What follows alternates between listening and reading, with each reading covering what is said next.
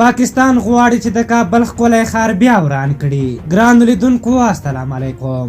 د پښتون ژغورنې غورځنګ یو مشر او د پاکستان د قومي اسمبلي غړي علي وزیر په خپلو تازه څرګندونو کې ویلي دي چې د پاکستان فاحشیزم فکر په دې لټه کې دی چې د کابل د ښکلی او ښایسته ښار بیا وران کړي. نوموړي په خپل ټویټر باندې په یو ټویټ کې د کابل ښار څلور ښکلي انځورونه خپاره کړي دي او له هغه سره یې لیکلي دي چې که تاسې دا ښار آبادولی نه نو د ورانولو جواز هم نه لرئ. هغه په خپل ټویټ کې لیکي د فاحشیزم فکر بیا په دې لټه کې دی چې څنګه دا ښکلی ښار برباد کړي. که چیرې تاسې له دې زیات دا ښار نشئ آبادولی نو تاسې په هیڅ قیمت د ورانولو جواز هم نه لرئ. هغه همداراز په خپل ټویټ کې د پاکستان هغه فکر ته په اشاره چې غواړي تل افغانستان د دوی تر ولکې لاندې وي او دوی آبادۍ ته پرې نږدې وایي. د خپل همسایه لپاره داسې فکر لرل رښتیا هم د افسوس ځای دی، ځکه په راتلونکي کې هم دا ورانونکی فکر په ډېر شدت سره په تا هم عملي کېدلی شي. هغه هم دا نه یوازې پر دغه پاکستاني فکر سختې نیوکې کړې دي